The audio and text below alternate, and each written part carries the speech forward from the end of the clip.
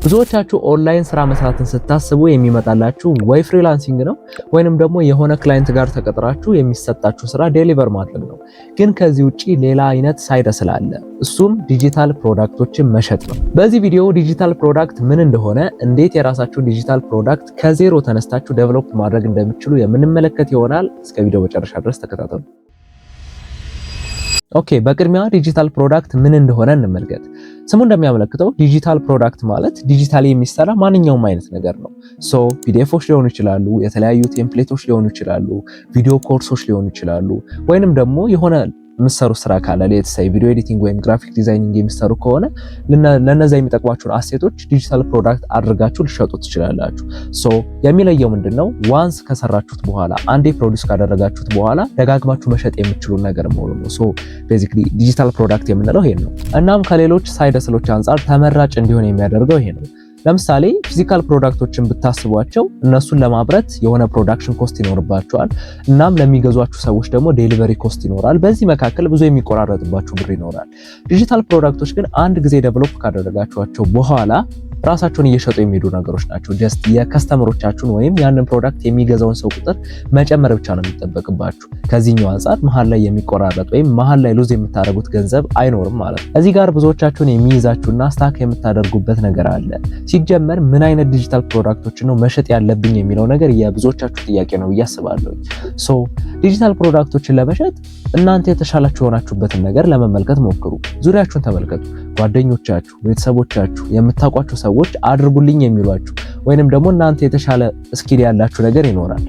ያንን በዲጂታል ፕሮዳክት መልክ ማዘጋጀት ነው የሚጠበቅባችሁ። ወይ ፒዲኤፍ ታደርጉታላችሁ፣ ወይ የሆነ ቴምፕሌት ታዘጋጃላችሁ፣ ወይንም ደግሞ የምታውቁት ነገር ካለ የቪዲዮ ኮርስ ልታዘጋጁ ትችላላችሁ።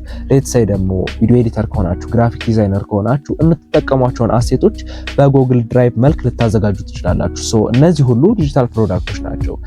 የኛ ዓላማ የዛን ሰው ህይወት መቀየር አይደለም መቼም፣ ግን አንድ ስቴፕ ሁለት ስቴፕ የተሻለ ቦታ እንዲሆን የሚረዳ ዲጂታል ፕሮዳክትን ማዘጋጀት ነው።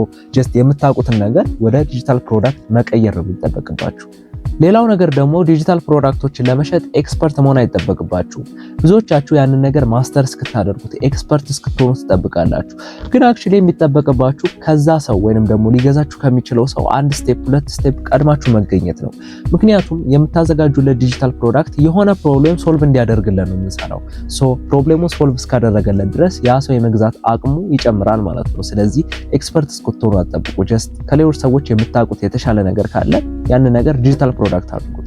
ለምሳሌ አሁን የሁለተኛ ዓመት የሶስተኛ ዓመት የዩኒቨርሲቲ ተማሪ ከሆናችሁ ለፍሬሽማን ተማሪዎች የሚጠቅም ዲጂታል ፕሮዳክት ልታዘጋጁ ትችላላችሁ። የፓስት ኤግዛሞችን፣ የተለያዩ መጽሐፎችን፣ ማቴሪያሎችን አደራጅታችሁ በጉግል ድራይቭ መልክ ወይንም ደግሞ የሆነ ቻናል ክሬት አድርጋችሁ ያን ላይ ከፍለው እንዲገቡ ማድረግ ትችላላችሁ።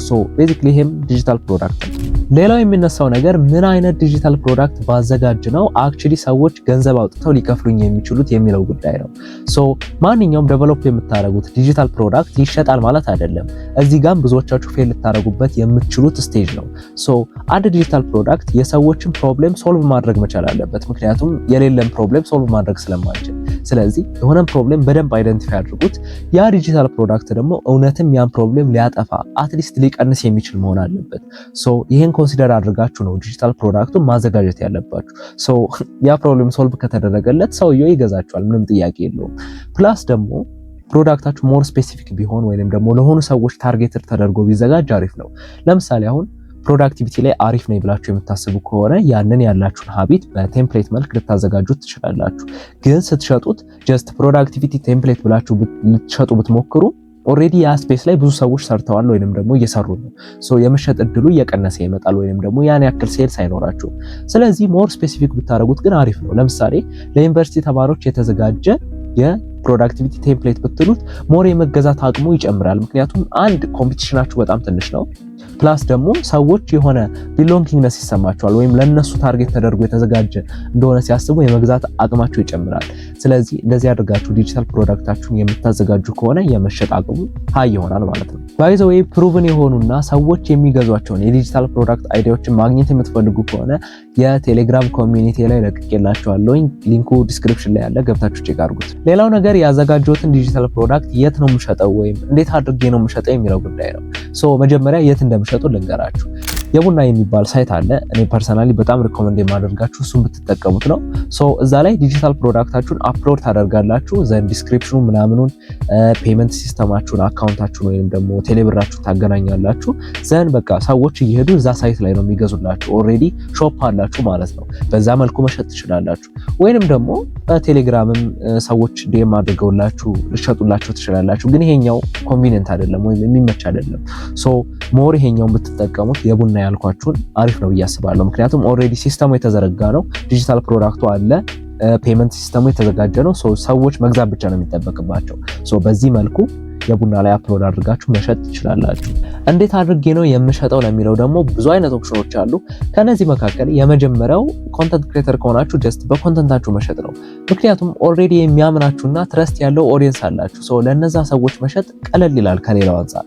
በተጨማሪም ኮንተንት ላይ ስትሸጡ ደግሞ ጀስት እንደዚህ ወጣችሁ ግዙኝ አይደለም የምትሉት። መጀመሪያ ፕሮብሌማቸውን እንዲያውቁ ታደርጋላችሁ። ዘን ለዛ ፕሮብሌም ሶሉሽን መፈለግ ይጀምራሉ። የዛኔ ዲጂታል ፕሮዳክታችሁን ታስተዋውቋቸዋላችሁ። በዚህ መልኩ መሸጥ ትችላላችሁ። ሌላው ደግሞ ወጥቼ መናገር አልወድም ኮንተንት መስራት አልፈልግም ካላችሁ ደግሞ አፊሊየት ማርኬቲንግ መጠቀም ትችላላችሁ። አፊሊየት ማርኬቲንግ ለማታውቁት የሆነ ኮንተንት ክሬተር ጋር ወይንም ደግሞ የሆነ ኢንፍሉዌንስ ያለው ሰው ጋር ተስማማላችሁ። ዘን ያን ሰው በሸጠው ቁጥር የሆነ ያክል ኮሚሽን ትከፍሉታላችሁ ማለት ነው። ይሄኛውም ሌላው መንገድ ነው። ይሄም አይሆንም ካላችሁ ደግሞ ጀስት አዶችን ወይም ደግሞ አድቨርታይዝመንቶችን ማሰራት ነው። የተለያዩ የቴሌግራም ቻናሎች ላይ ብዙ ሰብስክራይበር ያላቸው ላይ ስለ ፕሮዳክታችሁ እንዲያውቁ ታደርጋላችሁ። በዛ መልኩም መሸጥ ትችላላችሁ። ይሄ ሁሉ የምታገኙትን ሴልስ እዛው የቡና ላይም ማድረግ ትችላላችሁ ማለት ነው። ዚስ ፋር ስለ ዲጂታል ፕሮዳክቶች ምንነት ከተመለከትን እንድታውቁት የምፈልገው አንድ ሪያሊቲ ወይም ደግሞ እውነት አለ። እርሱም ምንድነው?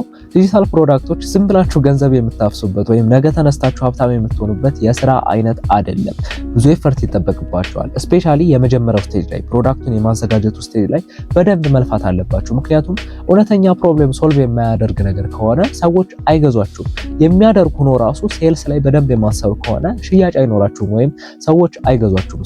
እነዚህ ነገሮች በደንብ ኮንሲደር አድርጋችሁ መስራት ይጠበቅባችኋል። ግን ከሌሎች ሞዴሎች አንጻር ከሌሎች የሳይድ ሀስል አይነቶች አንጻር ለመጀመር በጣም ቀላል የሆነ አንዴ ደግሞ በስራ ከሰራችሁት የማያቋርጥ ገንዘብ የሚሰራላችሁ የስራ አይነት ነው። ዛሬውኑ ለነገ ሳትሉ እንድትጀምሩት ለማሳሰብ እፈልጋለሁ። ዲጂታል ፕሮዳክቶችን ደግሞ እንዴት እንደምትሰሯቸውና እንዴት እንደምትሸጡ ስቴፕ ባይ ስቴፕ እንዳሳያችሁ የምትፈልጉ ከሆነ ጀስት ኮመንት ሴክሽን ላይ አሳውቁኝ። ይህ ቪዲዮ ደግሞ ከጠቀማችሁ ቫልዩብል ሆኖ ካገኛችሁት ላይክ ማድረግ እንዳይረሳ። በቀጣይ በሌላ ቪዲዮ እስክንገናኝ ባይ ባይ።